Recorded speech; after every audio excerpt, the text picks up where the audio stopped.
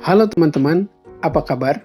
Kembali lagi dalam video seri Sersan Bijak yang akan memberi kita sedikit wawasan agar bisa bijak dalam menjalani kehidupan.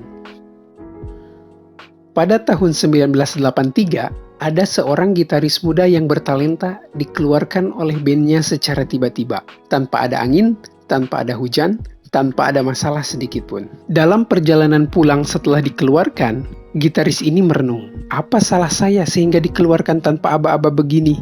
Karena sakit hati, ia pun berikrar saat itu juga, saya akan membuat band baru. Band baru saya ini harus lebih sukses daripada band yang telah mengeluarkan saya. Lihat saja, mereka akan menyesal atas keputusannya. Kemudian, sang gitaris kerja keras mati-matian bagai kuda. Berbulan-bulan ia merekrut musisi terbaik yang bisa ia temukan. Pokoknya harus terbaik dibanding teman-teman bandnya dulu. Ia menulis puluhan lagu dan berlatih sangat tekun. Barulah setelah beberapa tahun, bandnya ini berhasil menandatangani kesepakatan rekaman. Nama gitaris itu adalah Dave Mustaine. Dan nama band yang dibentuknya adalah band legendaris yang kita kenal, Megadeth. Megadeth berhasil menjual lebih dari 25 juta album dan menggelar banyak tur dunia. Dan Dave Mustaine dianggap sebagai salah satu musisi yang paling brilian dan berpengaruh dalam sejarah musik heavy metal. Tapi, sayang seribu sayang, band yang dulu mengeluarkannya bernama Metallica yang telah menjual lebih dari 180 juta album di seluruh dunia. Metallica adalah salah satu band rock terbesar sepanjang masa. Dan karena kenyataan ini, Dave Mustaine berlinang air mata dan mengakui kalau dirinya masih gagal. Padahal pencapaiannya mengagumkan. Kalau untuk kita kurang apa coba? Dia bermandikan uang iya, populer juga iya, dikelilingi gadis cantik. Tapi karena dalam benaknya selalu terngiang harus sukses seperti Metallica, maka dia anggap kesuksesannya adalah sebuah kegagalan. Ada satu lagi teman, kisah ini terjadi 2 dekade sebelumnya. Pada 1962, ada band unik yang berasal dari Liverpool, Inggris. Bandnya bernama The Beatles. The Beatles beranggotakan 4 orang. Dari keempat orang itu, yang paling tampan adalah Pete Best, drummernya. Dia adalah anggota yang profesional. Gadis-gadis menggilainya. Dia tidak memakai obat-obatan, dia tidak gonta-ganti pacar.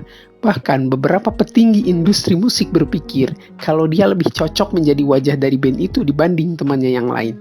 Lalu, ketika The Beatles mendapatkan kontrak pertamanya, diam-diam 3 anggota yang lain bersekongkol dan memaksa manajer mereka agar memecat Pete Best dan menggantinya dengan orang lain. Loh, 6 bulan setelah Pete Best dipecat, The Beatles menjadi viral di seluruh dunia. Sementara itu, Pete Best depresi dan putus asa. Dan itu manusiawi ya. Tapi ini berbeda dengan cerita Dave Mustaine tadi teman-teman. Pada tahun 1994, Pete Best diwawancarai dan ditanyai bagaimana nasib dan perasaannya setelah dikeluarkan The Beatles. Ia bilang, saya lebih bahagia sekarang dibanding jika saya masih bertahan di The Beatles.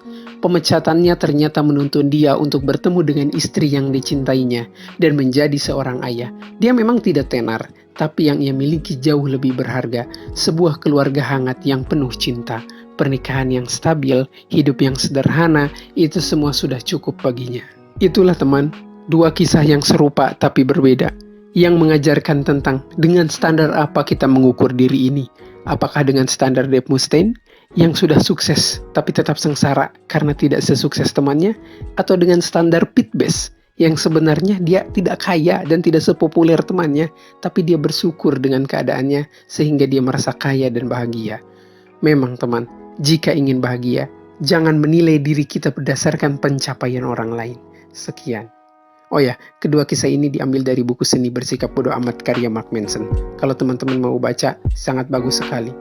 Terima kasih.